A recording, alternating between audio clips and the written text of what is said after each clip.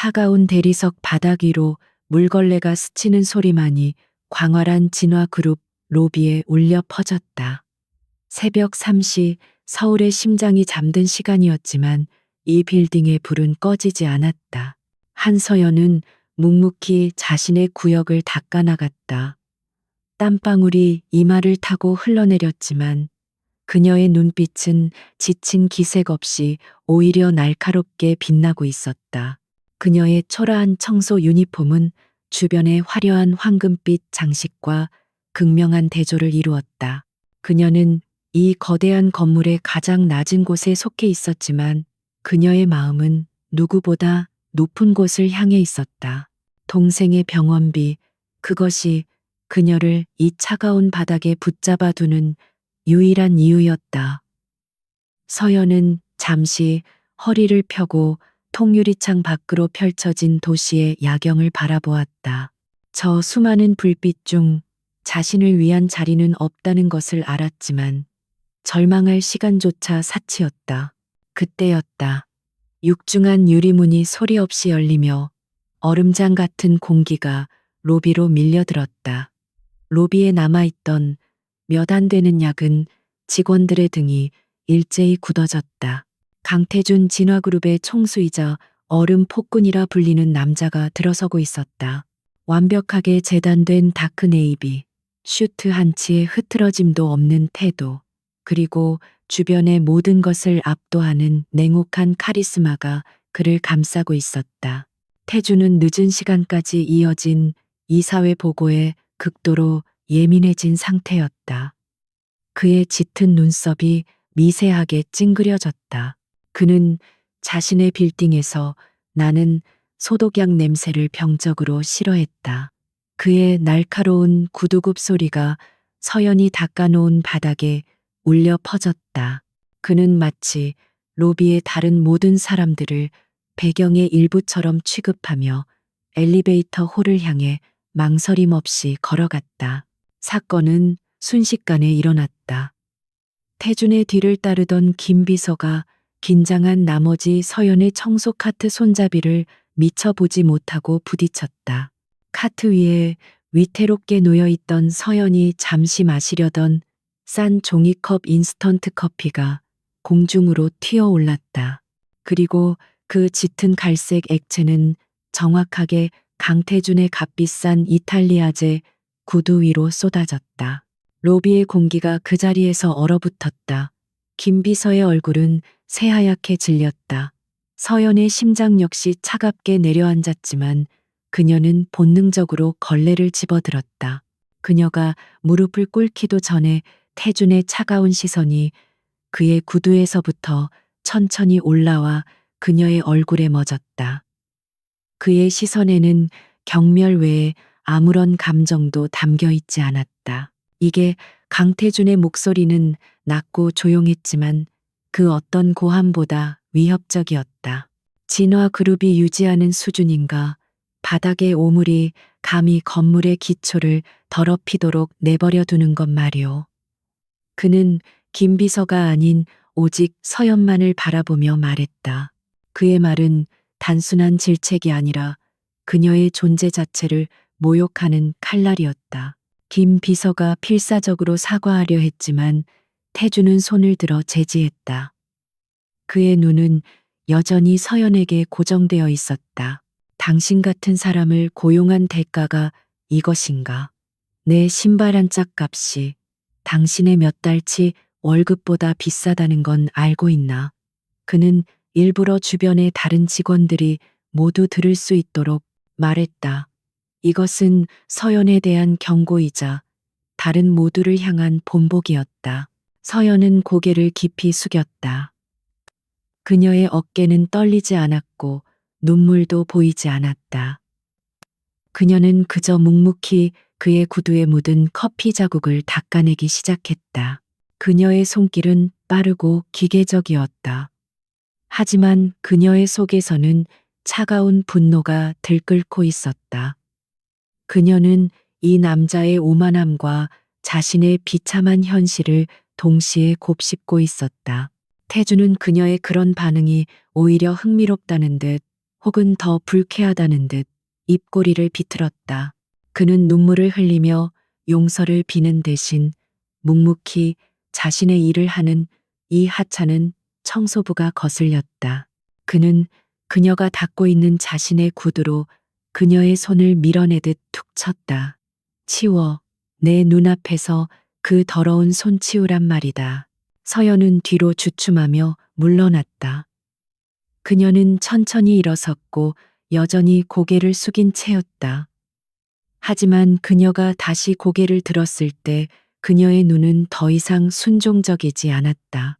그 순간, 아주 찰나의 순간이었지만 태주는 그녀의 눈 속에서 자신을 똑바로 꿰뚫어 보는 듯한 길, 들여지지 않은 야생의 빛을 보았다. 그것은 두려움이 아닌 평가하는 듯한 시선이었다. 그 시선은 태준의 심기를 더욱 불편하게 만들었다. 감히 청소부 따위가. 그는 혀를 차며 더러워진 구두를 경멸스럽게 내려다보았다. 당장 해고시켜. 그리고 다시는 내 건물에 발도 못 붙이게 해. 그는 김 비서에게 명령을 내리고는 더 이상 그녀를 쳐다보지도 않고 엘리베이터 쪽으로 걸어갔다. 그의 뒤로 공포에 질린 직원들의 수군거림이 남았다. 서연은 그 자리에 우두커니 서 있었다. 해고. 동생의 다음 주 수술비가 그녀의 머릿속을 스쳐 지나갔다. 절망감이 목구멍까지 차올랐다. 그녀는 주먹을 꽉 쥐었다. 손톱이 손바닥을 파고드는 고통이 오히려 그녀의 정신을 깨웠다. 그녀는 강태준이 사라진 엘리베이터 문을 노려보았다. 지금은 아니지만 언젠가 저 오만한 남자는 오늘을 후회하게 될 것이다. 그녀는 말없이 자신의 카트를 밀기 시작했다. 쏟아진 커피 자국을 마저 닦기 위해서였다. 그녀는 아직 해고 통보를 정식으로 받지 않았다. 그리고 그녀가 오라클이라는 이름으로 활동하며 배운 첫 번째 교훈은 시스템에서 강제로 로그아웃되기 전까지는 절대 포기하지 않는 것이었다. 그녀의 뇌는 이미 다른 계획을 짜기 시작했다. 태주는 펜트하우스 집무실로 올라가는 전용 엘리베이터 안에서 아까 그 청소부의 눈빛을 떠올렸다. 이상하게도 그 무감각하고도 대담했던 눈빛이 머릿속에서 사라지지 않았다. 그는 불쾌감에 미간을 좁혔다. 감히 자신에게 그런 눈빛을 보이다니. 그는 곧 그 하찮은 기억을 지워버렸다.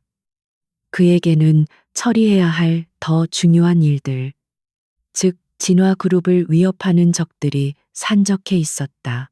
한편 서연은 청소부 라커룸에서 자신의 낡은 노트북을 꺼냈다. 그녀의 손가락은 더 이상 걸레질로 거칠어진 손이 아니었다. 그것은 치밀하고 정교한 코드를 짜내는 아티스트의 손이었다.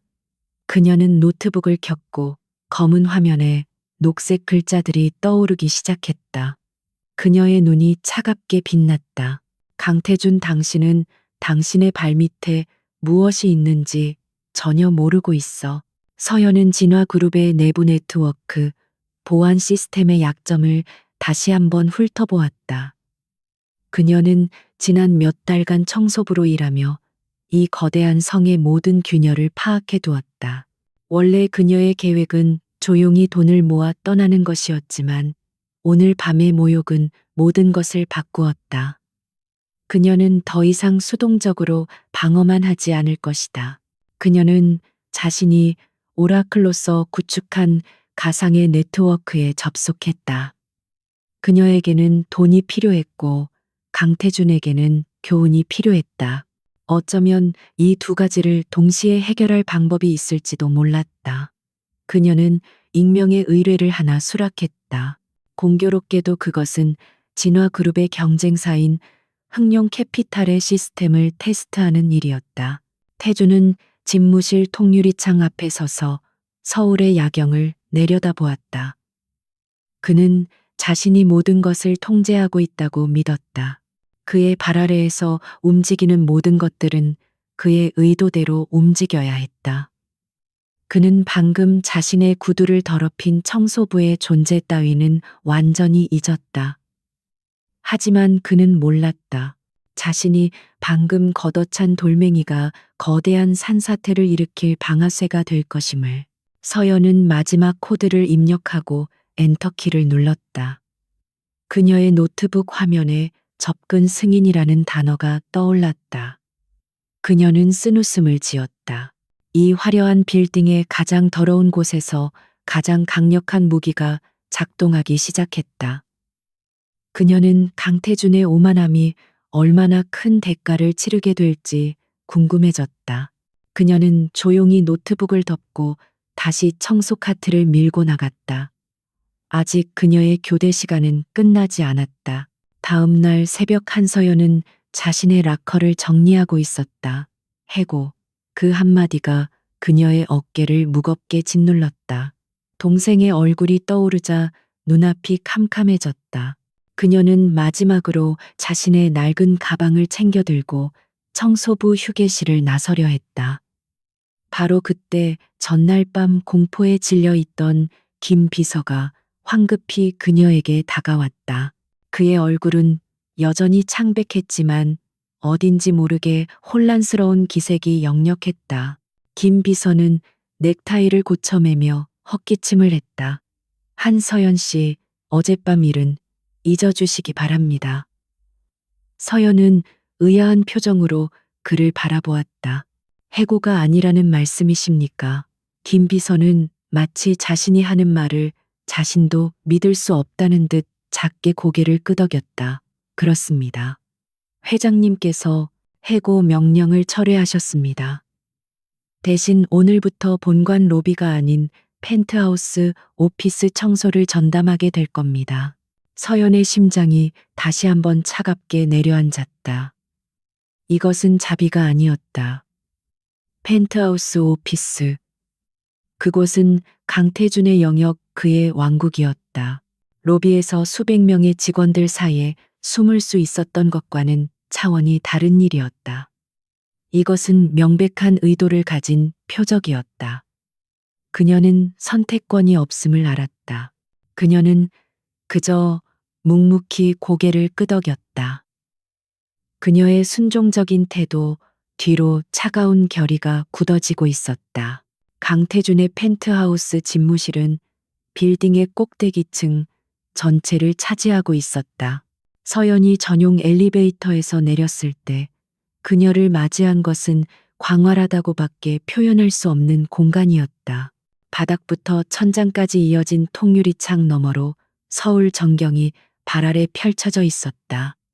내부는 극도로 미니멀했지만 사용된 모든 자재는 최고급이었다. 차가운 회색과 검은색 그리고 금속성의 재질이 공간을 지배하고 있었다. 강태준은 거대한 흑단 책상에 앉아 서류를 검토하고 있었다. 그는 서연이 들어왔음에도 불구하고 고개조차 들지 않았다. 그의 존재감만으로도 실내 온도가 몇 도는 내려간 듯했다.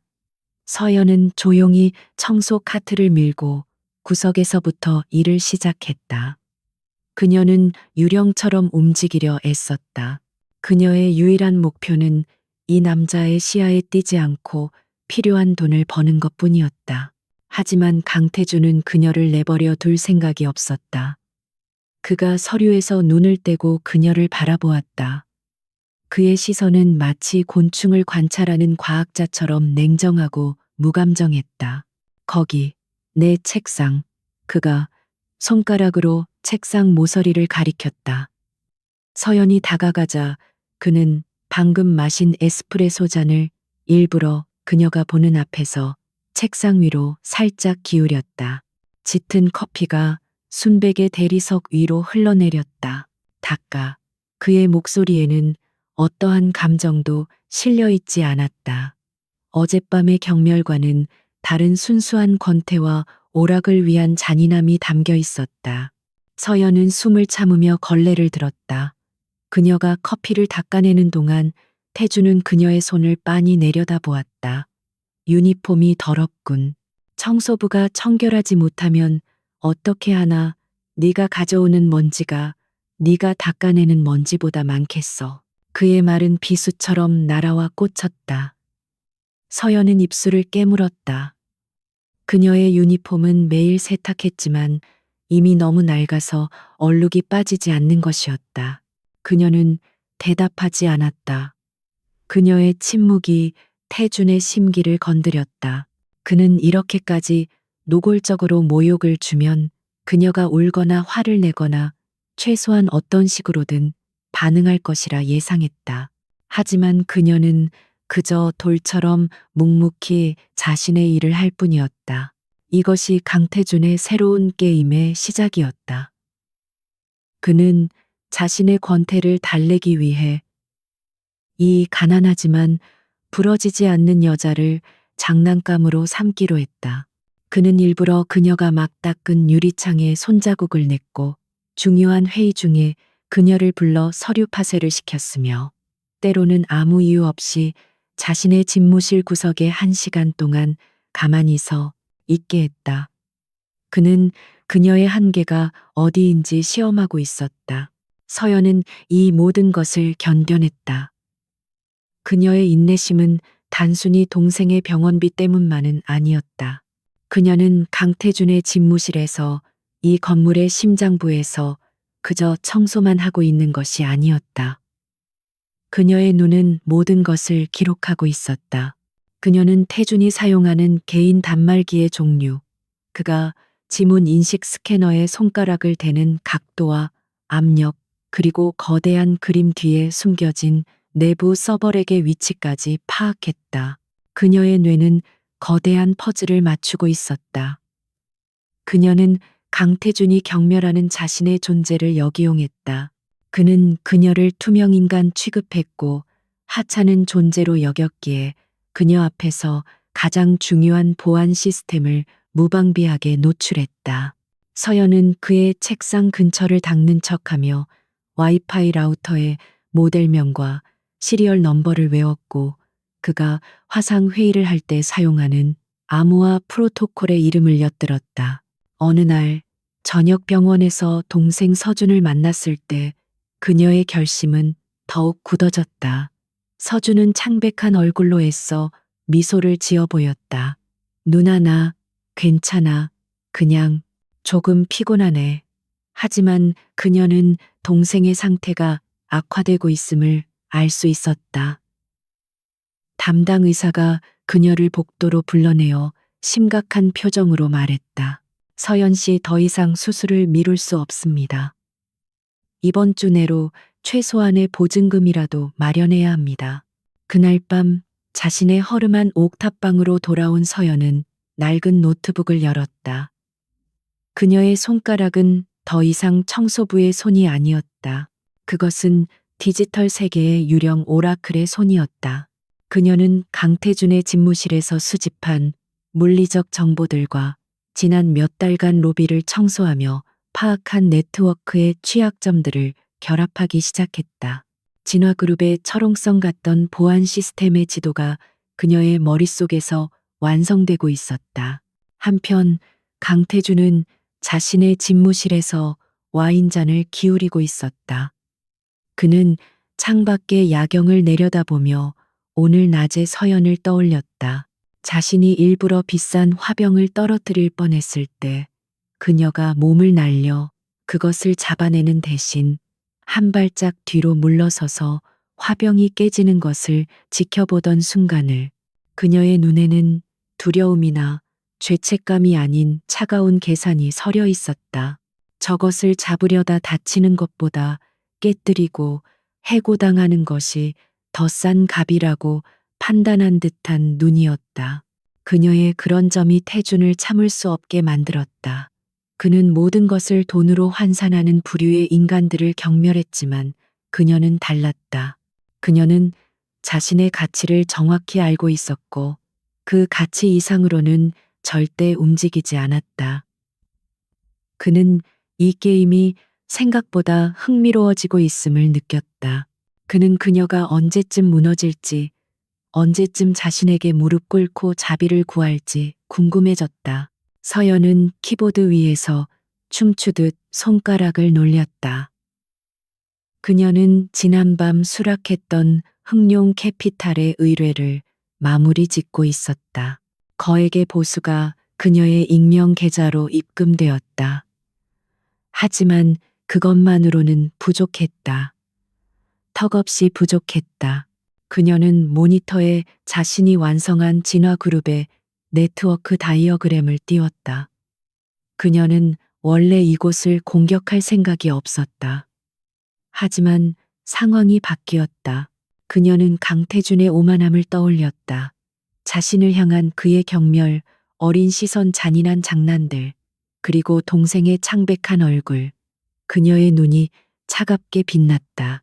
당신은 나를 장난감 취급했지, 강태준. 그녀가 낮은 목소리로 속삭였다. 하지만 당신의 왕국이 얼마나 취약한지 알게 된다면 그때도 그렇게 웃을 수 있을까? 그녀는 아직 행동에 옮기지 않았다. 하지만 방아쇠는 이미 그녀의 손에 쥐어져 있었. 진화그룹의 펜트하우스는 밤이 깊었음에도 불구하고 여전히 밝았다.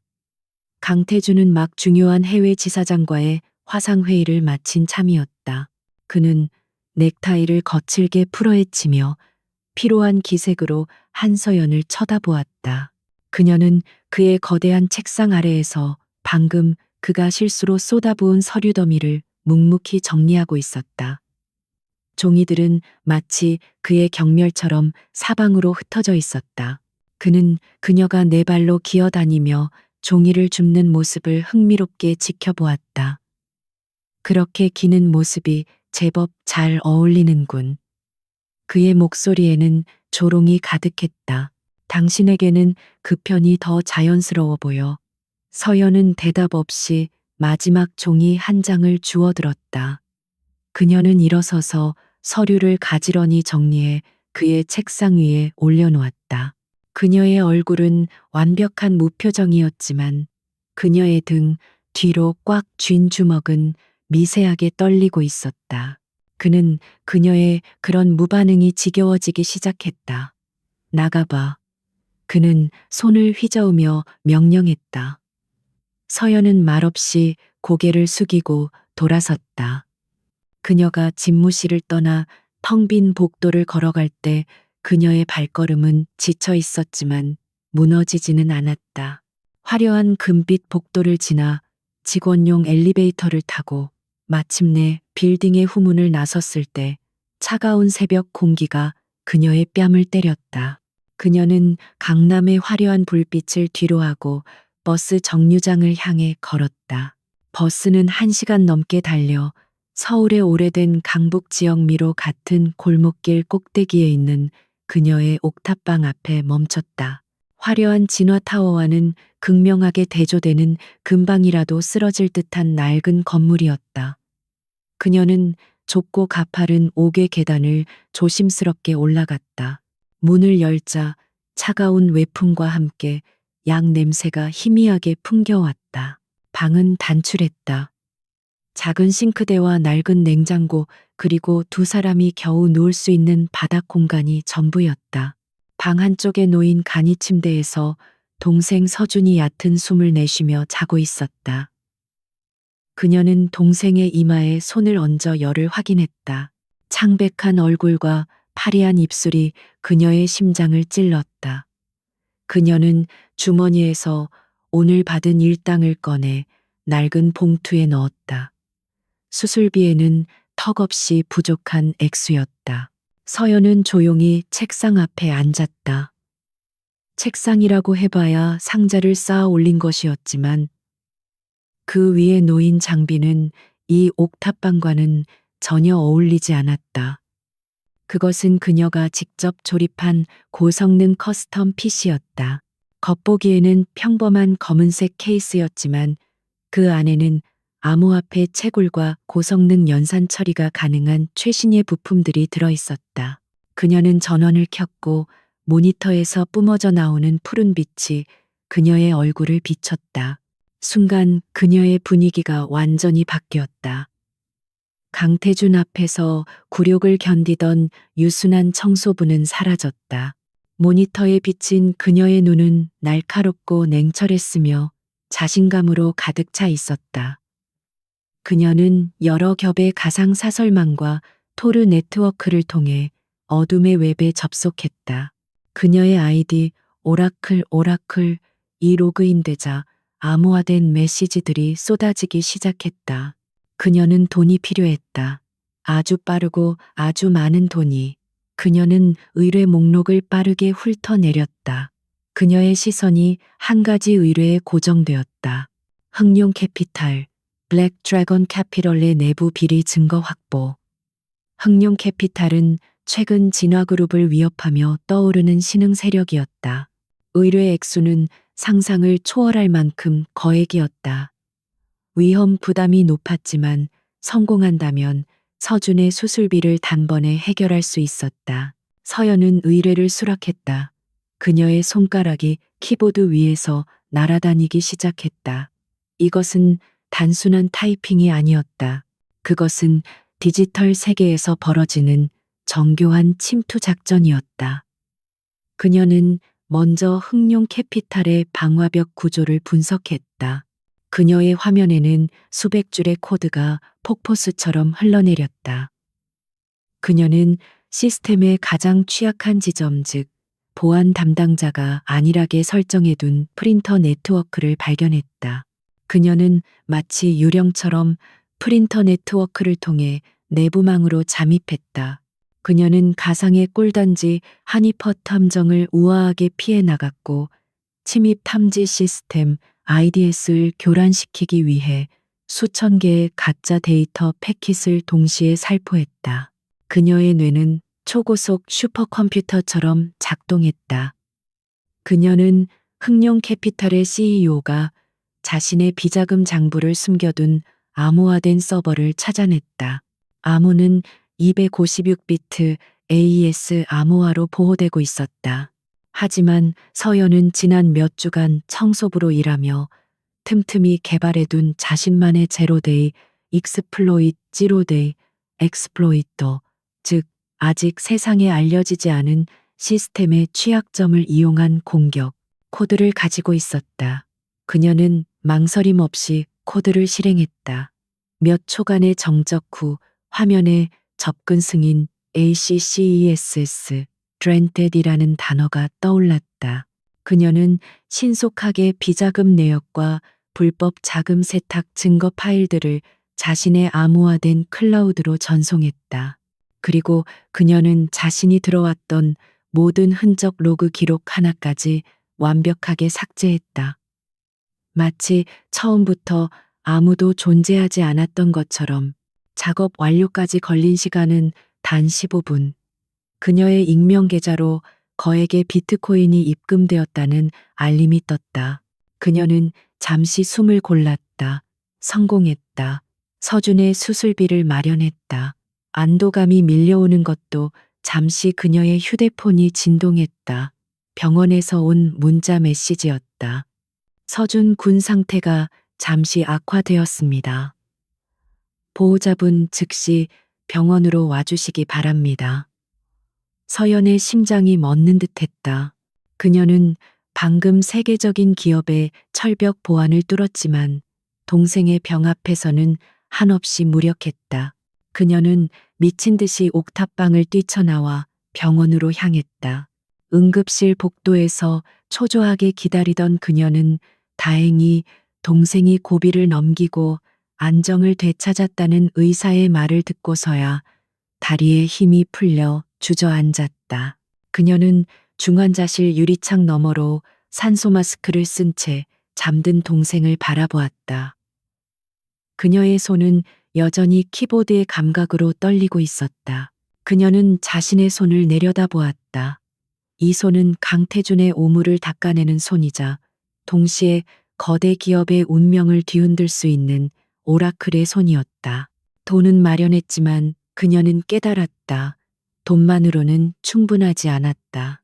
흥룡 캐피탈 같은 어둠의 세력이 존재하는 한 자신과 동생 같은 약자들은 언제든 다시 위협받을 수 있었다. 그리고 그녀는 강태준의 얼굴을 떠올렸다. 그의 오만함, 그의 잔인함. 그는 흥룡 캐피탈과 다를 바 없는 합법적인 폭군이었다. 그녀의 눈에 차가운 불꽃이 일었다. 운명의 밤이 찾아왔다. 진화그룹은 창사 이래 가장 중요한 행사인 프로메테우스 AI 기술 발표를 위한 온라인 주주총회를 준비하고 있었다. 빌딩 전체가 긴장감으로 들끓었고 강태준의 펜트하우스 집무실은 거대한 전쟁 지휘 본부처럼 변해 있었다. 수십 개의 모니터가 전 세계의 주요 주주들과 언론사들을 실시간으로 연결하고 있었고 강태준은 평소보다 더욱 날카롭고 완벽한 모습으로 중앙에 서 있었다. 그는 자신의 제국이 정점에 서 있음을 만끽하고 있었다. 프로메테우스는 그의 야심작이자 진화그룹을 향후 50년간 먹여 살릴 핵심 기술이었다. 오늘 발표가 성공적으로 끝나면 그의 지위는 반석 위에 오르게 될 터였다.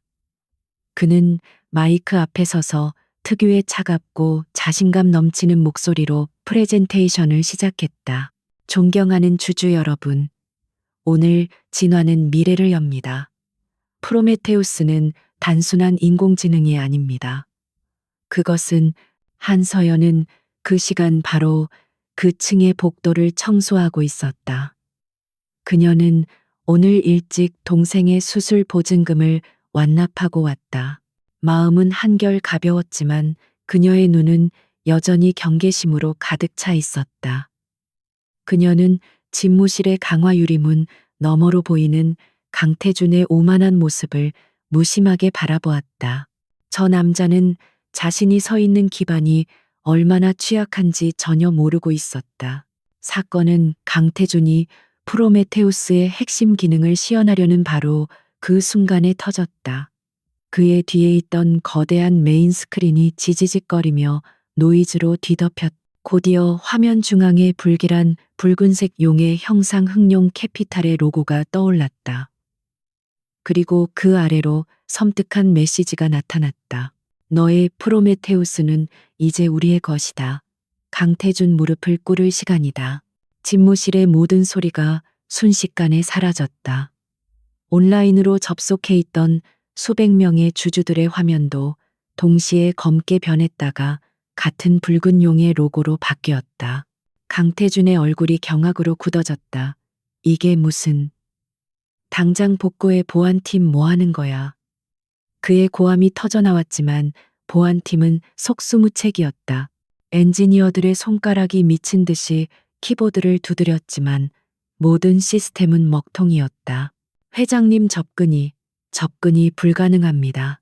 최고 보안 책임자인 박 팀장이 새파랗게 질린 얼굴로 소리쳤다. 모든 데이터가 암호화되고 있습니다. 프로메테우스의 소스 코드까지. 그것은 단순한 해킹이 아니었다. 진화그룹의 심장부 가장 깊은 곳에 자리한 메인 서버가 통째로 인질로 잡힌 것이었다. 랜섬웨어 공격이었다. 사상 최악의 복도에서 청소 카트를 멈춘 서연의 눈이 가늘어졌다. 붉은 용, 흑룡 캐피탈. 그녀는 직감적으로 자신이 어젯밤 뚫었던 그들이 연관되어 있음을 깨달았다. 하지만 무언가 이상했다. 그녀는 유리문 가까이 다가가 혼란에 빠진 엔지니어의 모니터를 엿보았다.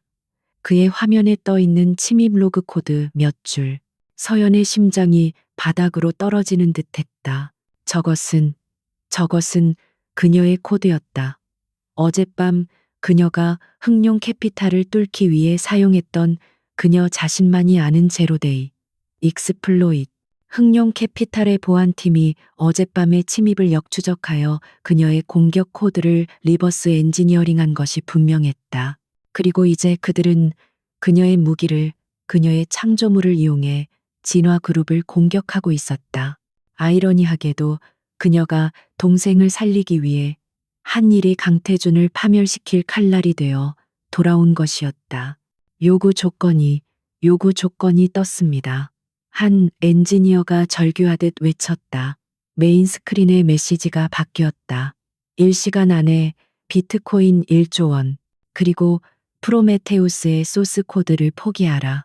그렇지 않으면 10분마다 너희의 데이터를 영원히 삭제하겠다. 1조 원이라는 천문학적인 액수보다 더 끔찍한 것은 프로메테우스의 포기였다. 그것은 진화 그룹의 종말을 의미했다. 강태준의 몸이 분노로 떨렸다. 대체 어떻게 뚫린 거야? 우리의 방화벽은 완벽했잖아. 박 팀장은 거의 울상이 되어 보고했다. 저희가 한 번도 본 적 없는 방식의 제로데이 공격입니다. 방화벽 침입 탐지 시스템. 모든 것이 무력화되었습니다. 그들은 이미 모든 곳에 있습니다. 저희는 완전히 장님입니다. 회장님, 해커들은 자신들의 힘을 과시했다. 스크린에 작은 창이 하나 뜨더니 지난 1분기 회계장부라는 파일이 나타났다. 그리고 그것은 서서히 한 줄 한 줄 삭제되기 시작했다. 그것은 경고였다. 다음은 프로메테우스가 될 것이라는. 온라인에 연결되어 있던 주주들의 공포에 질린 목소리가 스피커를 통해 터져 나왔다. 진화 그룹의 주가가 실시간으로 폭락하기 시작했다. 강태준은 자신의 거대한 흑단 책상을 주먹으로 내리쳤다. 쾅하는 굉음이 집무실을 울렸다. 그의 완벽했던 슈트는 구겨졌고 빗어 넘긴 머리카락이 헝클어졌다. 그의 눈은 핏발이 서 있었다.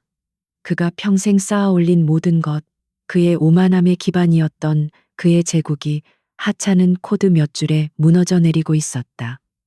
그는 무력했다. 유리문 밖 한서연은 그 모습을 가만히 지켜보고 있었다. 자신을 벌레 보듯 하던 남자, 자신의 자존심을 매일같이 짓밟던 그 폭군이 절망의 나락으로 떨어지는 순간이었다. 통쾌해야 했다. 하지만 그녀의 마음은 차갑게 식어 있었다. 이것은 그녀가 원한 복수가 아니었다. 더구나 이 재앙의 시작에 그녀의 무기가 사용되었다. 그녀는 청소 카트에 기댄 채 굳어 있었다. 그녀의 뇌는 이미 해커들의 공격 패턴과 자신이 만든 코드의 작동 방식을 분석하고 있었다. 그녀는 저들을 막을 수 있었다. 저 코드를 만든 것은 자신이었으니까. 하지만 그녀가 왜 그래야 하는가? 자신을 경멸한 저 남자를 위해 그녀는 고개를 돌려 어두운 복도를 바라보았다. 그녀는 이대로 조용히 사라질 수도 있었다. 아무도 그녀를 막지 않을 것이다. 그녀는 다시 한번 무너져 내린 강태준의 뒷모습을 바라보았다. 선택의 순간이었다. 유리문 밖 한서연은 그 아비규환의 현장을 지켜보고 있었다. 강태준의 절망에 찬 얼굴 공포에 질려 비명을 지르는 직원들, 그리고 프로메테우스의 소스 코드가 붉은 용의 불길에 타들어가는 모습. 그녀의 심장은 차가웠지만 동시에 격렬하게 뛰고 있었다. 저 붉은 용이 사용한 무기는 바로 그녀의 것이었다. 그녀가 동생을 살리기 위해 벼려낸 칼이 이제 수천 명의 삶을 파괴하고 있었다. 그녀는 이대로 돌아설 수도 있었다. 모든 것을 잃고 무너져 내릴 강태준을 비웃으며 이 지옥 같은 빌딩을 떠날 수도 있었다. 그것이 그가 그녀에게 행한 모욕에 대한 정당한 복수일지도 몰랐다. 하지만 그녀의 눈에 밟힌 것은 공포에 질려 울고 있는 젊은 인턴 사원의 얼굴이었다. 그녀와 마찬가지로 이 빌딩 어딘가에서 자신의 꿈을 위해 묵묵히 일하던 수많은 사람들. 이 사태는 강태준 하나로 끝나지 않을 터였다. 결정은 찰나에 이루어졌다. 그녀는 더 이상 자신을 경멸했던 한 남자의 피해자가 아니었다. 그녀는 이 사태를 막을 수 있는 유일한 사람 오라클이었다. 서연은 청소 카트를 복도 한가운데 내팽개쳤다. 그녀의 눈빛이 변했다. 지치고 순종적이던 청소부의 눈이 아닌 디지털 전장의 지휘관의 눈으로. 그녀는 비상계단 문을 거칠게 밀치고 어둠 속으로 뛰어들었다. 그녀의 목적지는 펜트하우스가 아닌 그 바로 아래층에 위치한 중앙 서버실이었다. 서버실은 이미 최고 등급의 보안 경계 태세에 돌입해 있었다. 육중한 강철문은 굳게 닫혔고 붉은 경고등이 복도를 비추고 있었다. 하지만 서연에게는 무의미했다. 지난 몇 달간 그녀는 이 빌딩의 모든 구조를, 심지어 경비원들의 교대 시간과 그들의 사소한 습관까지 파악해 두었다. 그녀는 서버실 뒤편 눈에 띄지 않는 환풍구 아래의 작은 유지보수 패널로 향했다. 그녀는 청소부 유니폼 주머니에서 가느다란 철사 몇 개를 꺼냈다. 그녀가 청소하며 수십 번도 더 닦았던 그 패널의 구형 잠금 장치는 그녀의 손길에 몇 초 만에 소리 없이 열렸다. 그녀는 좁은 통로를 통해 차가운 기계음이 울리는 서버실의 심장부로 미끄러져 들어갔다. 거대한 서버렉들이 내뿜는 열기와 팬 소리가 그녀를 감쌌다. 그녀는 비상용 콘솔 터미널을 향해 망설임 없이 다가갔다. 그리고 낡은 작업화 밑창에 숨겨두었던 그녀 자신이 직접 제작한 소형 USB 장치를 꺼내 들었다. 그것을 터미널에 꽂자 모든 물리적 보안 프로토콜을 우회하는 검은색 명령 프롬프트 창이 화면에 떠올랐다. 그녀의 손가락이 키보드 위에서 춤을 추기 시작했다. 한편 펜트하우스의 지휘 본부에서는 새로운 경보가 울려 퍼졌다. 회장님 추가 침입입니다. 누군가 지금 중앙 서버실 내부에서 직접 접속을 시도하고 있습니다. 박 팀장이 절규했다. 강태준의 눈이 이글거렸다. 내부 공모자. 그는 당장 서버실을 봉쇄하고 침입자를 체포하라고 명령했다. 어떤 놈이 감히 내 심장에 칼을 꽂으려 하는지 내 눈으로 직접 확인해야겠다. 하지만 그 순간 믿을 수 없는 일이 벌어졌다. 해커들의 붉은 용 로고가 뒤덮고 있던 메인 스크린에 마치 폭풍 속의 섬광처럼 눈부신 푸른빛의 코드라인이 나타났다. 그것은 파괴의 코드가 아니었다. 그것은 창조의 코드였다. 그 푸른빛 코드는 순식간에 불타는 시스템 내부에 새로운 가상의 방화벽을 구축하기 시작했다. 흑룡 캐피탈의 랜섬웨어 핵심부를 정확히 조준하여 격리시켰다. 데이터 삭제가 멈췄다. 진화 그룹의 최고 엔지니어들은 숨을 죽인 채 화면을 응시했다. 세상에, 이게 대체 한 엔지니어의 목소리가 떨렸다. 자신들의 존재를 눈치챈 흑룡 해커들이 격렬한 반격을 시작했다. 스크린은 붉은 코드와 푸른 코드가 격돌하는 디지털 전쟁터로 변했다. 붉은 코드는 닥치는 대로 파괴하려 들었지만 푸른 코드는 마치 미래를 예견하는 듯 그들의 모든 공격 경로를 미리 차단하고 역으로 함정을 팠다. 저 코드, 저 방식은 오라클이야. 누군가가 지하 세계의 전설적인 이름을 내뱉었다. 붉은 용을 사냥하는 유일한 존재. 강태준은 얼어붙었다. 오라클 전설 속의 그 해커가 왜 자신의 회사를 구하고 있는가? 누구야? 오라클이 누구냐고 당장 찾아내. 그는 고함을 지르며 보안 카메라 모니터로 시선을 돌렸다. 그는 방금 자신이 봉쇄하라고 명령한 서버실 내부의 반역자를 확인하려 했다. 서버실 내부를 비추는 카메라는 화질이 좋지 않았지만 한 인형이 터미널 앞에 웅크리고 앉아 미친 듯이 키보드를 두드리는 모습이 보였다. 그 인형은 작고 낯익은 헐렁한 푸른색 유니폼을 입고 있었다. 강태준은 모니터 앞으로 바싹 다가섰다. 그 인형이 집중하느라 흘러내린 머리카락을 귀 뒤로 넘기는 순간 강태준의 호흡이 멎었다. 그는 그녀를 알아보았다. 낡은 유니폼, 지친 어깨, 그리고 그 얼굴. 한서연, 자신이 경멸하고 모욕하고 장난감처럼 취급했던 바로 그 청소부였다.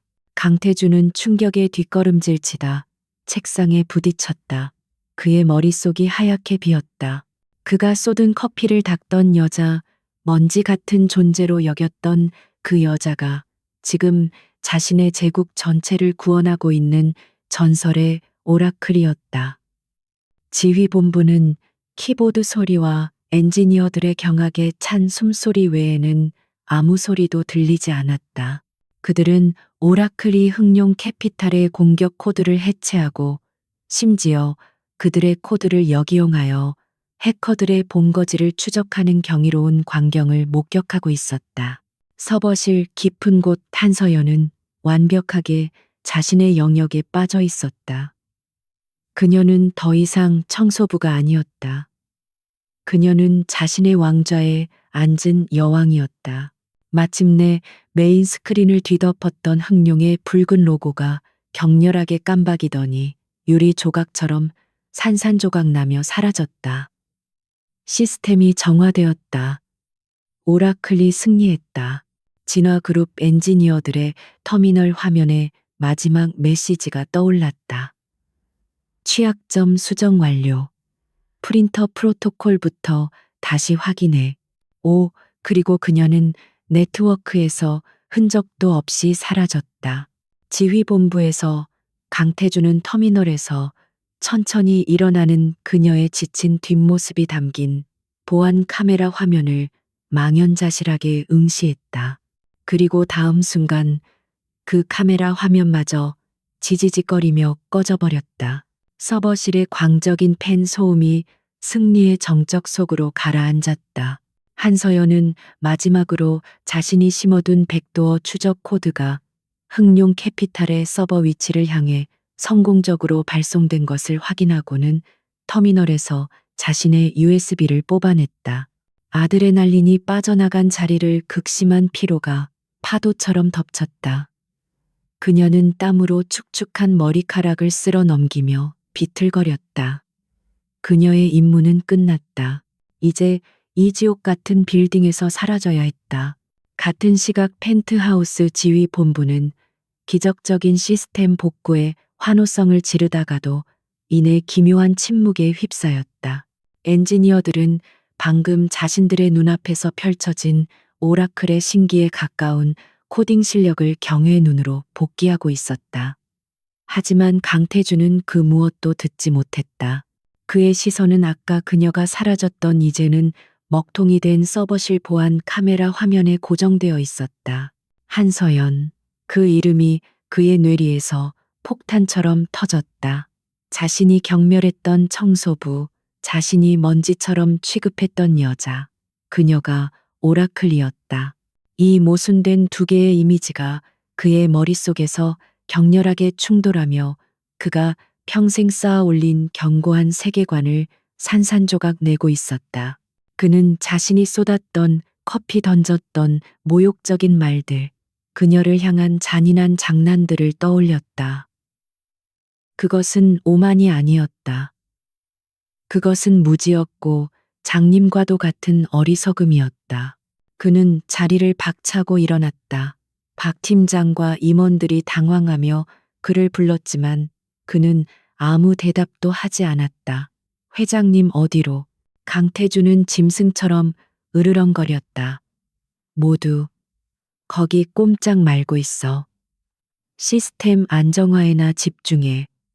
그는 지휘본부를 뛰쳐나와 자신의 전용 엘리베이터로 향했다. 그는 그녀를 만나야 했다. 자신의 눈으로 직접 확인해야만 했다. 그가 본 것이 환상이 아니었음을. 서연은 유지보수 통로를 통해 비상계단으로 빠져나왔다. 그녀는 보안팀이 서버실로 들이닥치기 전에 건물을 빠져나가야 했다. 그녀는 경비원들의 눈을 피해 가장 구석진 직원용 출입구로 향했다. 새벽의 첫 빛이 복도 끝 창문을 통해 희미하게 스며들어 오고 있었다. 그녀는 청소부 유니폼의 지퍼를 끝까지 올리며 지친 발걸음을 재촉했다. 막 직원용 출입구에 비상핸들을 잡으려던 순간이었다. 그녀의 등 뒤에서 육중한 금속문이 열리는 소리가 들렸다. 강태준의 전용 엘리베이터가 이 저층부 복도에 멈춘 것이었다. 서연은 그 자리에 얼어붙었다. 그녀는 천천히 돌아보았다. 엘리베이터의 어둠 속에서 강태준이 천천히 걸어 나왔다. 그의 완벽했던 슈트는 구겨져 있었고 넥타이는 비뚤어져 있었다. 두 사람은 텅 빈 복도 양끝에 마주 섰다. 새벽의 푸르스름한 빛이 그들 사이의 공간을 채웠다. 강태준은 그녀를 향해 천천히 걸어왔다. 그의 발걸음 소리만이 복도에 울렸다. 그는 그녀에게서 몇 걸음 떨어진 곳에 멈춰 섰다. 그는 그녀를 바라보았다. 땀에 젖은 머리카락 기름때가 묻은 낡은 유니폼, 그리고 극도의 피로가 역력한 창백한 얼굴, 영락없는 가난한 청소부의 모습이었다. 하지만 그는 동시에 그녀에게서 다른 것을 보았다. 그녀의 눈. 어젯밤 로비에서 그가 보았던 그를 평가하던 그 길 들여지지 않은 눈빛. 그리고 방금 전 모니터를 통해 보았던 수조 원짜리 제국을 구원해낸 오라클의 냉철한 지성. 이 극단적인 부조화가 그의 숨을 막히게 했다. 그는 입을 열었지만 목소리가 나오지 않았다. 그의 오만함은 완전히 사라져 있었다. 그 자리에는 거대한 충격과 혼란, 그리고 자신이 저지른 어리석음에 대한 일종의 경외감마저 감돌았다. 그는 무슨 말을 해야 할지 몰랐다. 고맙다고 해야 할까? 누구냐고 물어야 할까? 아니면 어떻게 감히 나를 속였냐고 따져야 할까? 그 어떤 말도 이 상황에 맞지 않았다. 그는 평생 처음으로 자신이 할 말을 잃었다는 것을 깨달았다. 서연은 그를 말없이 응시했다. 그녀의 눈에는 더 이상 두려움이나 순종은 없었다. 오직 차가운 경계심과 깊은 피로감만이 남아 있었다. 그녀는 그가 무슨 생각을 하는지 알 수 없었지만 그가 자신을 막아섰다는 사실만으로도 충분히 위협적이었다. 그녀는 여기서 시간을 지체할 수 없었다. 그녀는 그를 지나쳐 출입구문을 향해 걸음을 옮겼다. 그녀가 자신을 스쳐 지나가려 하자 강태준이 본능적으로 팔을 뻗어 그녀의 팔을 붙잡았다. 그의 소나기는 강철처럼 단단했다. 서연이 흠칫하며 그를 노려보았다. 그녀의 눈빛은 그가 방금 자신의 팔을 부러뜨리기라도 한 것처럼 차가웠다. 태주는 그녀의 앙상한 팔목과 그 팔을 붙잡은 자신의 손을 번갈아 내려다보았다. 그는 자신이 무슨 짓을 하고 있는지 깨닫고는 마치 불에 댄 것처럼 황급히 손을 놓았다. 잠깐, 그의 목소리는 그 자신도 놀랄 만큼 낯설고 잠겨 있었다. 가지마. 그것은 명령이 아니었다. 거의 애원에 가까웠다. 서연은 그의 말을 무시했다. 그녀는 한 걸음 뒤로 물러나 그와의 거리를 확보했다. 그녀는 그에게 아무 말도 하지 않았다. 그녀는 그에게 해줄 말도 듣고 싶은 말도 없었다. 그녀는 그저 이 남자의 시야에서 벗어나고 싶었다. 서연은 다시 몸을 돌려 문으로 향했다. 이번에는 강태준도 그녀를 막지 못했다. 그는 텅 빈 복도에 홀로 서서 그녀가 밀고 나간 문이 천천히 닫히는 것을 망연자실하게 바라보았다. 덜컹하는 소리와 함께 문이 닫히고 그녀는 새벽빛 속으로 완전히 사라졌다. 그는 마치 유령이라도 본 사람처럼 그 자리에 서 있었다. 그는 자신의 손을 내려다보았다. 그녀의 팔목을 잡았던 감촉이 생생하게 남아 있었다. 너무나 가늘고 연약했지만 그 안에 상상도 할 수 없는 힘을 숨기고 있었다. 그는 자신이 그녀에게 매료되었다는 것을 깨달았다. 아니, 그것은 매료를 넘어선 폭력적일 만큼 강렬한 호기심과 소유욕이었다. 그는 그녀를 알아야 했다. 강태준은 자신의 집무실로 돌아가지 않았다. 그는 비틀거리며 로비로 내려갔다. 직원들이 그를 보고 경악했지만 그는 아랑곳하지 않았다. 그는 어젯밤 바로 이 자리에서 자신이 그녀에게 모욕을 주었던 그 지점에 섰다. 그가 걷어찼던 돌멩이는 단순한 돌멩이가 아니었다. 그것은 그의 제국을 떠받치고 있던 다이아몬드 원석이었다. 새벽의 태양이 로비 통유리창을 뚫고 들어와 그의 발밑을 비추었다. 집착의 새벽이 밝아오고 있었다. 그는 비서에게 전화를 걸었다. 김 비서, 한서연. 그녀에 대한 모든 것을 알아내. 지금 당장. 강태주는 자신의 펜트하우스 집무실에 홀로 앉아 있었다. 날이 완전히 밝았지만 그는 밤새 한숨도 자지 못했다. 그의 앞에는 수십 개의 모니터가 꺼져 있었고 오직 하나 김 비서가 방금 가져다 놓은 얇은 파일만이 흑단 책상 위에 놓여 있었다. 그는 그 파일을 열어볼 엄두가 나지 않았다. 그는 지난 몇 시간 동안 자신이 복구시킨 서버에서 그녀의 흔적을 찾으려 했지만 오라클은 유령처럼 사라진 후였다. 그녀가 직접 삭제한 서버실의 카메라 영상처럼 그의 머릿속은 온통 한서연 그 이름 석자로 가득 차 있었다. 자신을 경멸하던 그녀의 차가운 눈빛 서버실 터미널 앞에서 신들린 듯 움직이던 그녀의 손가락, 그리고 새벽 복도에서 자신을 뿌리치고 사라지던 그녀의 지친 뒷모습. 그 모든 모순된 이미지들이 그를 미치게 만들었다. 그는 평생을 모든 것을 통제하며 살아왔지만 지금 이 순간 그는 한낱 청소부였던 여자에게 완전히 통제당하고 있었다. 회장님, 김 비서가 조심스럽게 안으로 들어왔다. 그의 얼굴에는 극도의 피로와 함께 이해할 수 없는 상황에 대한 혼란이 가득했다. 요청하신 한서연 씨의 신상 정보입니다. 그는 파일을 태준 앞으로 조심스럽게 밀어놓았다. 그리고 어젯밤의 피해 상황 집계가 완료되었습니다. 오라클의 조치가 아니었다면 저희는 모든 것을 잃었을 겁니다. 그녀는 회장님과 진화그룹 전체를 구한 것입니다. 태주는 마침내 파일을 열었다. 낡은 흑백 증명사진 속의 서연은 지금보다 훨씬 어렸지만 그 특유의 날카로운 눈빛만은 그대로였다. 이력은 초라했다. 명문 카이스트 컴퓨터 공학과 중퇴 사유 가족 부양 문제. 그리고 그 뒤를 잇는 끝없는 아르바이트 이력, 편의점, 식당, 주방, 그리고 마지막으로 진화그룹의 청소부.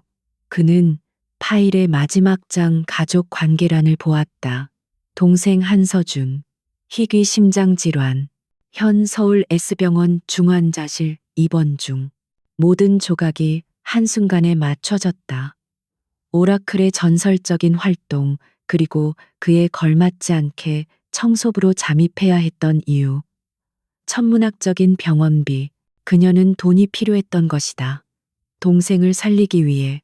그런데 자신은 그런 그녀에게 무슨 짓을 했던가. 태주는 자신이 쏟았던 커피 던졌던 모욕적인 말들, 그녀를 기어다니게 만들었던 잔인한 장난들을 떠올렸다. 그것은 단순히 오만한 갑질이 아니었다. 그것은 벼랑 끝에 매달린 사람의 손가락을 짓밟는 행위와도 같았다. 그는 처음으로 자신의 행동에 대해 단순한 후회가 아닌 뼈저린 죄책감을 느꼈다. 그는 파일을 덮고 자리에서 일어났다. 김 비서 차 준비해 S병원으로 간다. 김 비서는 놀랐지만 감히 되묻지 못했다. 강태주는 자신의 인생에서 가장 서툴고 가장 절박한 추격을 시작하고 있었다. 그는 그녀에게 빚을 갚아야 했다. 아니, 빚을 갚는다는 명분으로라도 그녀를 다시 봐야 했다. 강북의 낡은 옥탑방 동네는 태준이 평생 발을 들여놓은 적 없는 곳이었다. 그의 검은색 최고급 세단은 좁은 골목길과 어울리지 않게 위압적인 존재감을 뿜어냈다. 그가 가파른 계단을 올라 그녀의 옥탑방 문 앞에 섰을 때 그는 문틈으로 새어나오는 차가운 외풍을 느꼈다. 그는 문을 두드렸지만 안에서는 아무런 대답도 없었다. 그녀는 병원에 있을 터였다. 그는 곧장 S병원으로 향했다.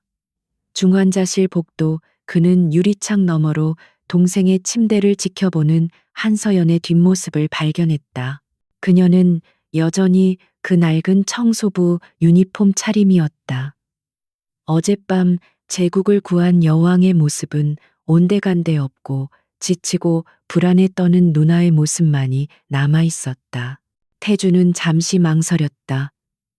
그는 수많은 협상과 전쟁을 치러왔지만 지금 이 순간처럼 두려웠던 적은 없었다.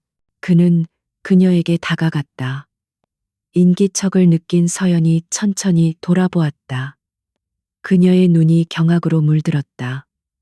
그리고 그 경악은 순식간에 차가운 경멸과 적의로 변했다. 당신이 여길 왜? 태주는 마른 입술을 축였다. 그는 품 안에서 수표책을 꺼냈다. 그리고 잠시 망설이다가 백지 수표 한 장을 찢어 그녀에게 내밀었다. 이것이 그가 아는 유일한 사과와 보상의 방식이었다. 어젯밤 일에 대한 보상이다. 그의 목소리는 어색하게 갈라졌다. 동생 병원비든 뭐든 필요한 곳에 써. 원하는 만큼. 서연은 그 수표를 내려다보았다. 그리고 다음 순간 그녀의 손이 번개처럼 날아와 그의 손을 쳐냈다. 짝 하는 날카로운 소리와 함께 백지 수표가 복도 바닥으로 팔랑거리며 떨어졌다. 보상 그녀의 목소리는 분노로 떨리고 있었다. 이깟 종이 쪼가리로 당신이 나에게 한 짓을 덮을 수 있다고 생각해. 당신의 그 더러운 돈 필요 없어. 그녀의 외침에 복도를 지나던 간호사 몇몇이 힐끗거렸다. 태주는 자신의 뺨을 맞은 것처럼 얼얼했다. 그에게 아니오라고 말한 사람은 없었다. 하물며 그의 돈을 거절한 사람은 그는 당황했지만 물러서지 않았다.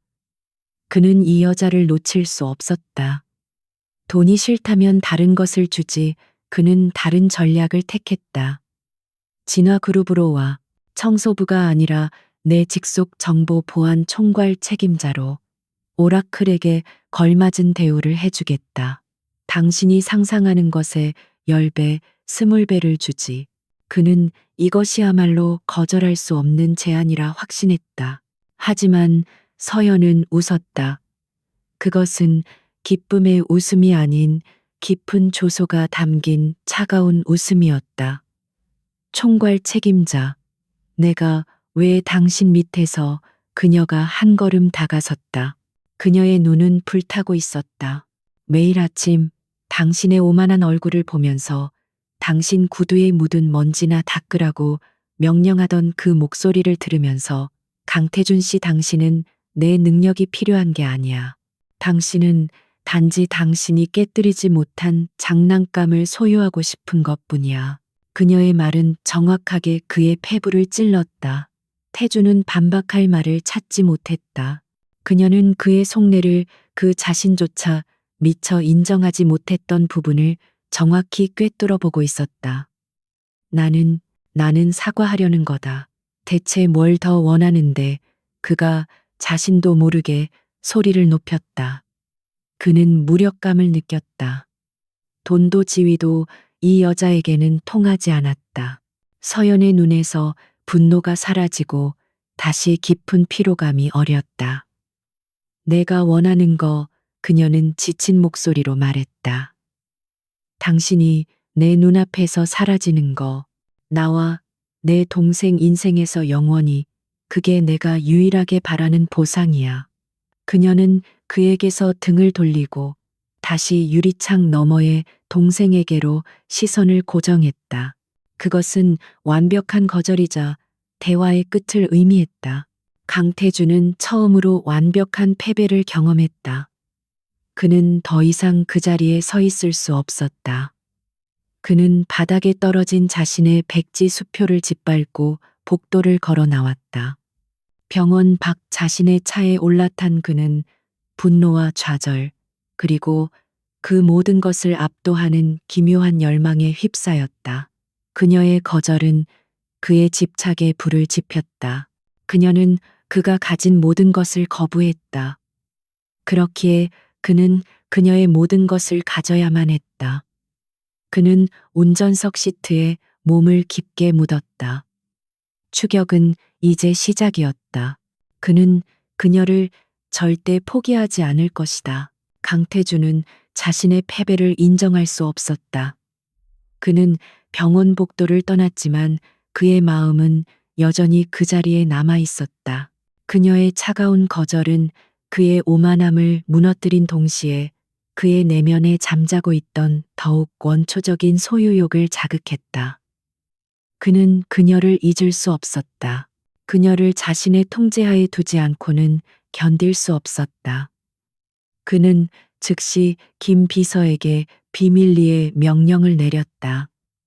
한서연을 감시해 24시간 그녀의 안전을 보호한다는 명분으로.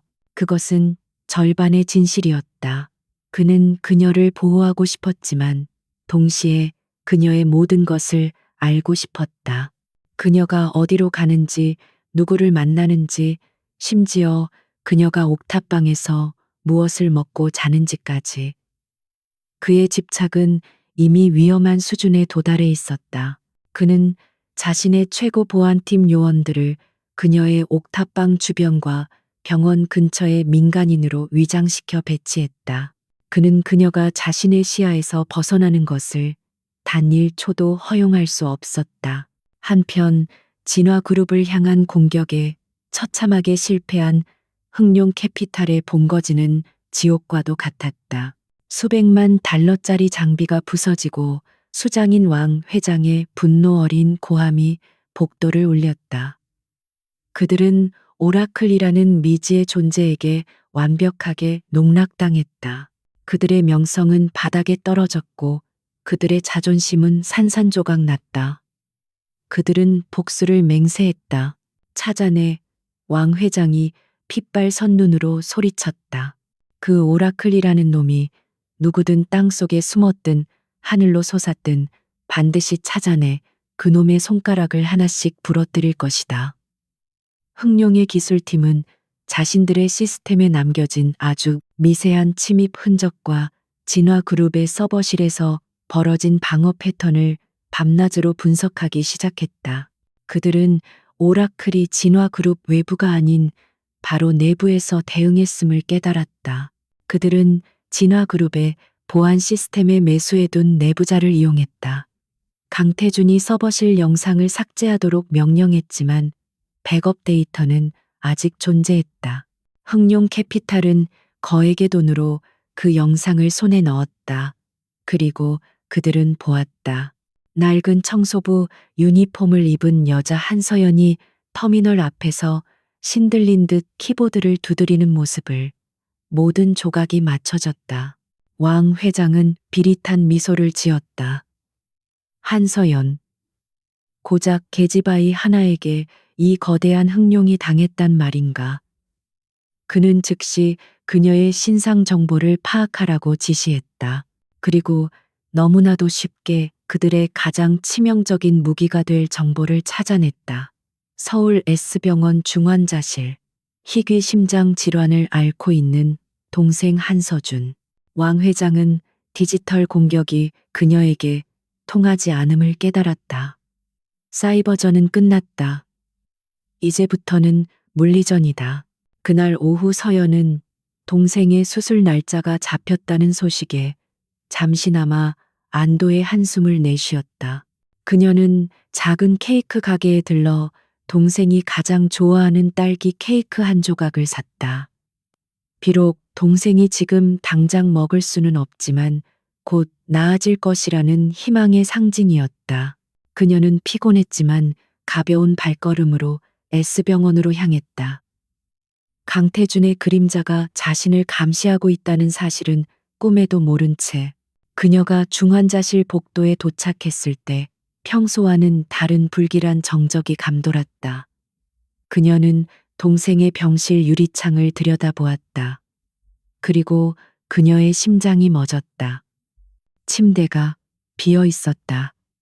방금 정리한 듯 시트가 팽팽하게 당겨져 있었고, 동생이 항상 쥐고 있던 낡은 곰 인형만이 차가운 바닥에 떨어져 있었다.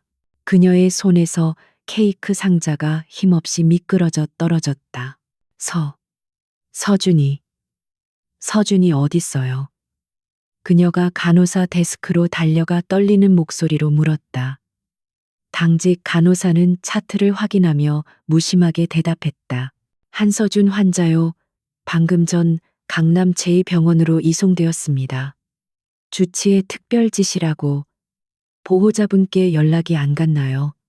서연의 머릿속이 하얗게 비었다. 주치의는 방금 전까지 자신과 통화했다. 아무 말도 없었다. 아니요, 무슨 이송이에요. 확인 다시 해주세요. 그녀가 절규하듯 소리쳤지만 간호사는 어깨를 으쓱할 뿐이었다. 그 순간 서연의 주머니에서 낯선 진동이 울렸다. 그녀가 청소부 유니폼 안에 숨겨둔 오라클 전용 비상 연락망으로 사용하던 암호화된 번호폰이었다. 그녀가 병원 비상계단으로 뛰어가 전화를 받았다. 수화기 너머에서는 아무 소리도 들리지 않았다. 대신 동영상 파일 수신 중이라는 메시지가 떴다. 서연은 떨리는 손으로 파일을 열었다. 영상이 재생되자 그녀는 숨을 쉴 수 없었다. 어둡고 축축한 창고 안 그녀의 동생 서준이 낡은 의자에 묶여 있었다. 산소 마스크가 씌워져 있었지만 의식은 없어 보였다. 그리고 카메라가 뒤로 물러나자 흑룡 캐피탈의 붉은 용 로고가 벽에 선명하게 보였다. 텍스트 메시지 수신 화면에 잔인한 문장이 떠올랐다. 네, 동생은 우리와 함께 있다. 오라클. 서연은 다리에 힘이 풀려 그 자리에 주저앉았다. 그들이 알고 있었다. 그녀가 오라클이라는 것을. 우리는 돈에는 관심 없다. 네가 훔쳐간 우리 정보도 필요 없어. 우리가 원하는 것은 하나 진화그룹의 프로메테우스 AI 소스 코드 원본이다. 서연의 눈에서 눈물이 터져 나왔다. 아니, 이것은 그녀가 막으려 했던 최악의 시나리오였다. 24시간을 주겠다. 소스 코드를 우리가 지정한 서버로 전송해. 만약 경찰에 알리거나 강태준에게 알리거나 혹은 어떤 속임수라도 쓴다면 내 동생의 산소 호흡기는 우리가 직접 뗄 것이다. 선택은 내 몫이다, 오라클. 그녀는 휴대폰을 쥔 채 울부짖었다. 그녀는 강태준을 구했다. 그녀는 진화그룹을 구했다. 하지만 그 대가는 동생의 목숨이었다. 그녀는 이제 자신이 구한 그 남자의 심장을, 자신이 지켜낸 그 기술을 자신의 손으로 직접 훔쳐내어 동생의 목숨과 맞바꿔야 할 처지에 놓였다. 그녀에게 남은 선택지는 없었다. 절망이 그녀의 모든 것을 집어삼켰다. 같은 시각 병원 주차장의 검은색 세단 안에서 강태준의 감시팀장이 다급하게 전화를 걸었다. 회장님, 큰일 났습니다. 한서준 군이 사라졌습니다. 병원 측 기록은 제2병원으로 이송이지만 제2병원에는 도착하지 않았습니다. 명백한 납치입니다. 강태준은 펜트하우스 집무실에서 보고를 받았다. 그의 손에 들려있던 위스키 잔이 쨍그랑 소리를 내며 바닥에 떨어져 박살났다. 그의 눈에 이성이 사라졌다. 병원의 차가운 비상계단 바닥에 주저앉은 한서연의 세계가 무너져 내렸다. 동생의 창백한 얼굴이 담긴 동영상이 그녀의 망막에 낙인처럼 찍혔다. 흑룡 캐피탈. 그들은 그녀의 유일한 약점을 정확히 찾아내 칼을 꽂았다. 프로메테우스의 소스, 코드. 자신이 목숨처럼 지켜냈던 바로 그 기술을 이제는 제 손으로 훔쳐내 동생의 목숨과 맞바꿔야 했다. 절망이 그녀의 목을 졸랐다. 그녀는 눈물을 닦았다. 울고 있을 시간이 없었다. 24시간. 그녀의 동생에게 남은 시간이었다. 그녀는 더 이상 오라클이 아니었다. 그녀는 그저 동생을 구해야 하는 절박한 누나였다. 그녀는 비틀거리며 일어섰다. 그녀는 강태준을 배신해야 했다. 그녀는 진화그룹을 파괴해야 했다. 망설일 여유 따위는 없었다. 그녀는 병원을 뛰쳐나와 자신의 옥탑방으로 향했다. 그녀의 낡은 노트북이 다시 켜졌다. 하지만 이번에 그녀의 손가락은 수호자가 아닌 침략자의 손길로 움직였다. 그녀는 자신이 직접 설치했던 보안 패치와 백도어 방어 시스템을 하나씩 해체하기 시작했다. 자신이 만든 방패를 자신의 창으로 꿰뚫는 것은 고통스러운 작업이었지만 그녀는 망설이지 않았다. 그녀의 뇌는 차갑게 작동했다. 그녀는 흥룡이 요구한 서버로 프로메테우스의 핵심 코드를 전송할 준비를 시작했다. 같은 시각 진화그룹 펜트하우스. 강태준의 사무실은 얼음장보다 차가웠다. 그의 어깨를 스치고 바닥에 떨어져 박살난 위스키 잔의 파편이 불길하게 빛났다. 납치, 한서준. 그의 머릿속에서 모든 것이 하나로 합쳐졌다. 흥룡 캐피탈, 오라클을 향한 복수, 그리고 그녀가 자신의 돈과 지위를 거절했던 이유. 그는 그녀가 그런 위협에 노출되어 있으리라고는 상상조차 하지 못했다. 그의 가슴 속에서 차가운 분노와 함께 생전 처음 느껴보는 원초적인 두려움이 피어올랐다. 그녀를 잃을지도 모른다는 두려움. 그녀가 자신 때문에 위험에 처했다는 죄책감. 그의 눈이 붉게 충혈되었다. 그는 더 이상 냉철한 CEO가 아니었다. 그는 자신의 것을 지키기 위해 모든 것을 파괴할 준비가 된 분노한 짐승이었다. 그는 인터컴을 눌렀다. 한 실장, 지금 당장 내 사무실로. 블랙셀 전원 소집해. 김 비서가 아닌 한 실장. 그는 진화그룹의 합법적인 보안 책임자가 아니었다. 그는 강태준이 막대한 자금으로 운영하는 전직 특수부대 요원들로 구성된 비밀정보팀 블랙셀의 수장이었다. 그는 법의 테두리 밖에서 강태준의 어두운 일들을 처리하는 그림자였다. 한 실장이 소리 없이 사무실에 들어섰다. 흥룡 캐피탈이 한서연의 동생을 납치했다. 태준의 목소리는 낮고 위험하게 울렸다. 경찰에 알릴 시간도 이유도 없어. 자네의 모든 자원을 동원해. 서울 시내의 모든 CCTV. 우리가 가진 모든 정보망 자네가 아는 어둠 속의 쥐새끼들까지 전부 그들의 위치를 찾아내. 일시간 주지. 그는 동시에 자신의 보안팀 터미널 앞에 앉았다. 그는 경찰이나 한 실장이 그녀를 찾는 것보다 오라클 스스로가 더 빨리 움직일 것을 알았다. 그녀는 지금쯤 프로메테우스를 훔치려 하고 있을 터였다. 그는 그녀를 막을 생각이 없었다. 오히려 그녀를 이용해야 했다. 그는 시스템 로그를 열었다. 그녀가 흥룡에게 데이터를 전송할 그 경로를 추적하기 위해서였다. 아니나 다를까 몇 분 후 시스템 깊숙한 곳에서 그녀의 디지털 유령이 움직이기 시작했다. 그녀는 자신이 봉쇄했던 바로 그 취약점을 다시 열고 있었다. 태주는 그녀의 움직임을 가만히 지켜보았다. 그녀는 데이터를 바로 전송하지 않고 전 세계 수십 개의 프록시 서버를 거치는 복잡한 경로를 설정하고 있었다. 하지만 태주는 그녀의 최종 목적지를 쫓았다. 찾았습니다. 회장님, 한 실장의 팀이 먼저 움직였다.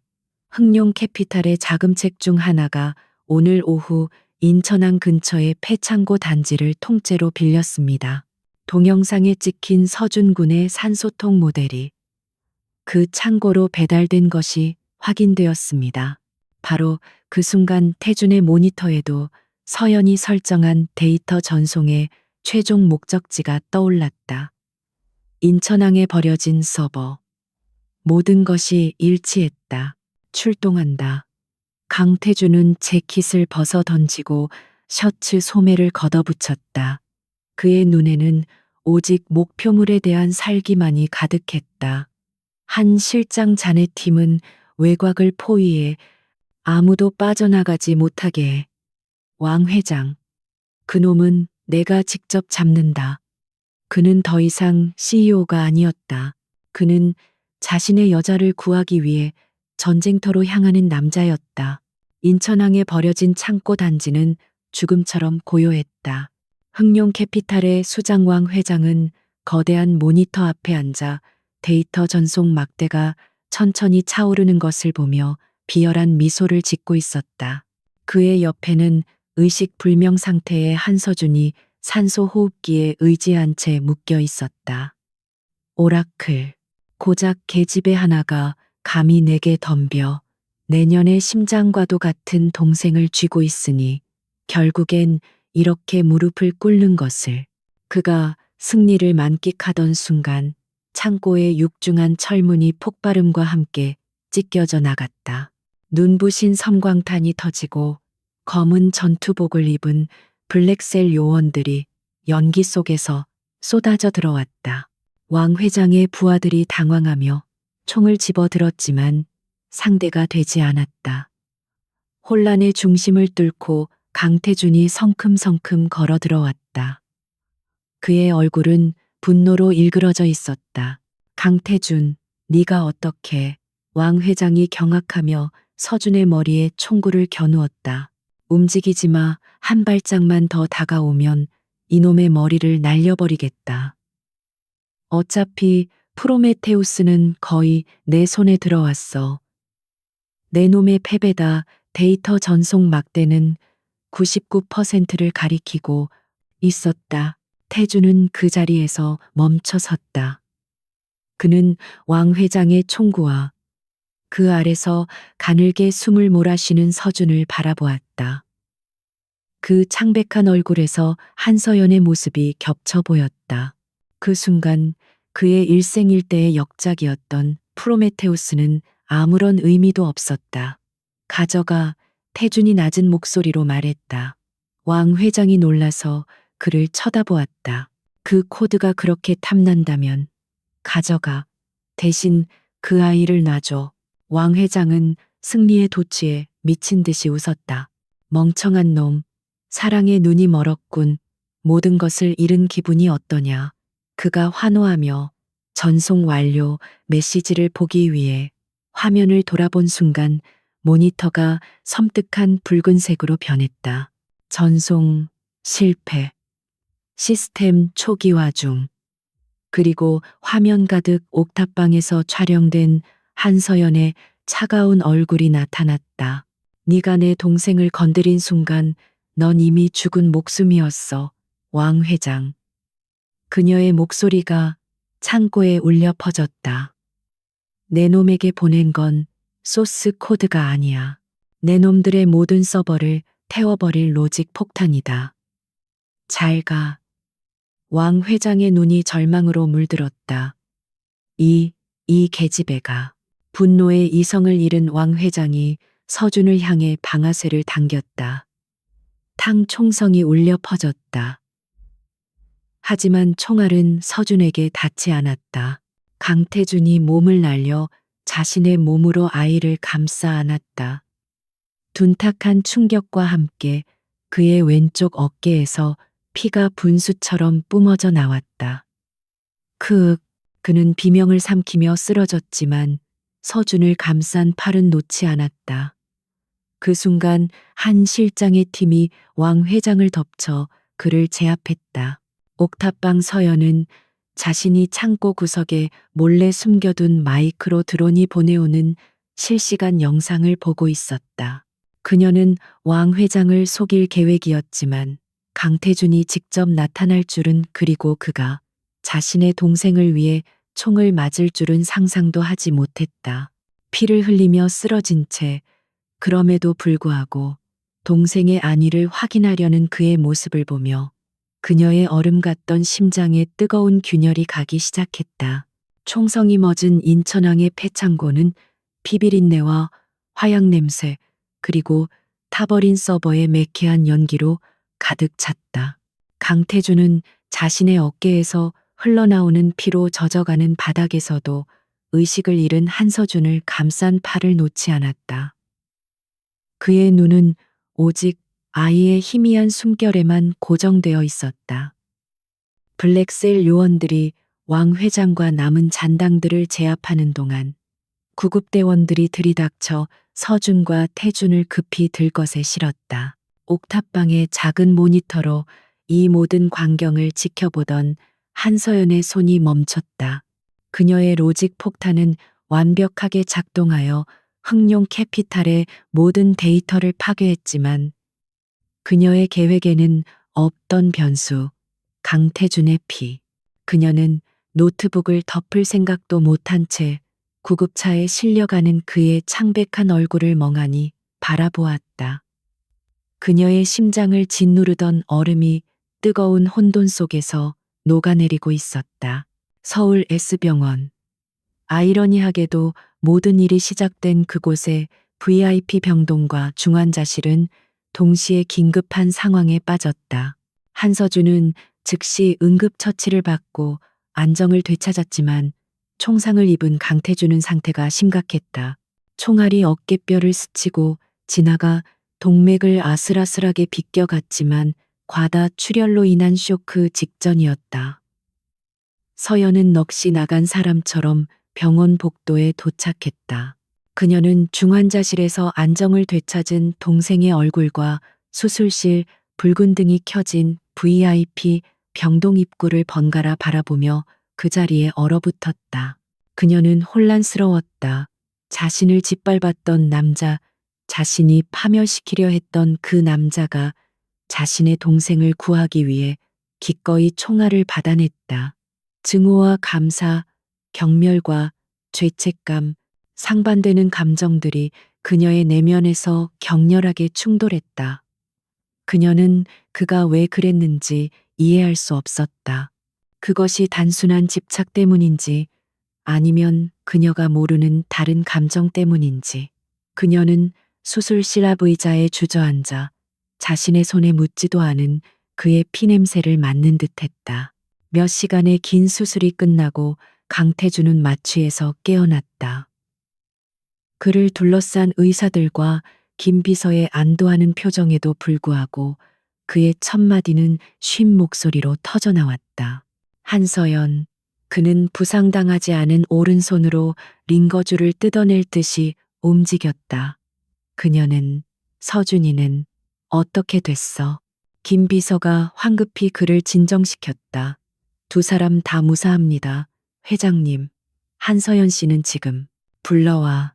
강태준은 고통으로 미간을 찌푸리면서도 명령했다. 그의 목소리는 약해졌지만 그 안의 의지는 여전히 강철 같았다. 김 비서는 더 이상 이 상황을 이해하려 애쓰지 않았다. 그는 오라클이자 자신의 회장님의 목숨을 구하고 동시에 회장님이 목숨을 건 여자를 조용히 모시러 나갔다. 그는 복도 의자에서 뜬 눈으로 밤을 지새운 서연에게 다가갔다. 그의 눈에는 이제 경멸이 아닌 복잡한 존경심이 서려 있었다. 회장님께서 찾으십니다. 서연은 VIP 병실의 문을 열었다. 병실은 최고급 호텔 스위트룸 같았지만 그 중앙에 누운 남자는 죽음의 문턱에서 막 돌아온 환자였다. 강태준은 창백한 얼굴로 그녀를 응시했다. 그의 왼쪽 어깨는 두꺼운 붕대로 감겨 있었고 평소의 오만한 기백은 찾아볼 수 없었다. 그는 그녀가 침대 옆으로 다가올 때까지 아무 말도 하지 않았다. 그의 시선은 그녀의 얼굴에 집요하게 머물렀다. 그는 사과부터 하지 않았다. 대신 그는 자신의 가장 깊은 치부를 고백했다. 당신을 처음 본 순간부터 눈에 거슬렸어. 그의 목소리는 낮고 거칠었다. 내 통제에 벗어나는 당신의 그 눈빛이. 그래서 당신을 꺾어버리고 싶었지. 하지만 당신이 오라클이라는 것을 알았을 때 내 세상은 무너졌어. 그리고 당신 동생이 납치되었을 때 나는 처음으로 두려움을 느꼈다. 프로메테우스 따위는 상관없었어. 난 그냥 당신을 잃고 싶지 않았어. 서연은 그의 고백을 묵묵히 들었다. 그녀의 마음은 여전히 혼란스러웠지만 그의 눈에서 진심을 읽을 수 있었다. 그가 자신을 위해 총을 맞은 것은 계산된 행동이 아니었다. 그것은 본능이었다. 그녀는 아무 대답도 하지 못했다. 며칠 후 강태주는 아직 완쾌되지 않은 몸을 이끌고 퇴원을 강행했다. 그는 서연에게 함께 가줄 곳이 있다고 했다. 그가 운전기사를 물리고 직접 차를 몰아 도착한 곳은 그들이 싸웠던 폐창고가 아닌 인천의 한적한 부둣가였다. 서연은 이곳을 알았다. 그녀의 이력서 파일 가족 사항란에 적혀 있던 돌아가신 부모님과 함께 왔던 마지막 장소. 그는 그녀의 모든 것을 조사했던 것이다. 오라클뿐만 아니라 한서연이라는 인간 자체를. 그들은 붉게 물드는 석양을 바라보며 방파제 끝에 섰다. 차가운 바닷바람이 그의 흐트러진 머리카락과 그녀의 낡은 스웨터를 스쳐 지나갔다. 강태준이 먼저 침묵을 깼다. 그는 바다를 보며 말했다. 나는 폭군이었어. 내 성에 갇혀 내 발밑에 세상을 보지 못했지. 당신은 내게 경멸의 대상이었고 오락거리였어. 그는 고개를 돌려 그녀를 바라보았다. 그의 눈에는 깊은 후회와 자기 혐오가 담겨 있었다. 당신의 인내심이, 당신의 천재성이, 그리고 마지막으로 당신의 절박함이 나를 산산조각 냈어. 당신이 옳았어. 난 내 장난감을 소유하고 싶었던 게 맞아. 그는 심호흡을 했다. 그리고 그는 서울의 얼음 폭군 강태주는 아직 아물지 않은 총상의 고통으로 얼굴을 찡그리면서도 그녀 앞에 거친 시멘트 바닥에 천천히 한쪽 무릎을 꿇었다. 서연은 경악하며 한 걸음 물러섰다. 뭐 하는 거예요? 일어나요. 그는 그녀의 말을 듣지 않았다. 그는 그녀를 올려다보며 자신의 상처 입은 자존심을 모두 내려놓고 말했다. 돈이나 지위는 이제 당신에게 아무 의미 없겠지. 나 역시 그런 것으로 당신을 보상할 생각이 없어. 난 당신의 용서를 구할 자격도 없어. 그의 목소리가 절박하게 떨렸다. 한서연, 당신은 나의 최악의 모습을 봤고 그런 나를 구원했어. 그러니 제발 나에게 나의 최선의 모습을 보여줄 기회를 줘. 내 남은 평생을 당신 곁에 설 자격을 얻는 데 쓸 수 있게 해줘. 그것은 전통적인 청혼이 아니었다. 다이아몬드 반지도 달콤한 약속도 없었다. 그것은 무너진 한 남자가 자신을 파괴하고 구원한 여자에게 바치는 항복 선언이자 새로운 시작을 향한 간절한 탄원이었다. 서연은 무릎 꿇은 그를, 그의 고통과 진심이 담긴 눈을 오랫동안 내려다보았다. 그녀의 마음을 덮고 있던 마지막 얼음 조각이 소리 없이 녹아내렸다. 그녀는 예라고 대답하지 않았다. 대신 그녀는 천천히 그에게 손을 내밀었다. 반지를 받기 위한 손이 아닌 그를 일으켜 세우기 위한 손이었다. 우선 그녀가 부드럽지만 단호한 목소리로 말했다. 일어나요. 상처 벌어지겠어요. 강태주는 그녀의 말을, 그녀가 내민 그 작은 손을 믿을 수 없다는 듯 바라보았다. 그는 천천히 그녀의 손을 잡았다. 그것은 거절이 아닌 시작이었다.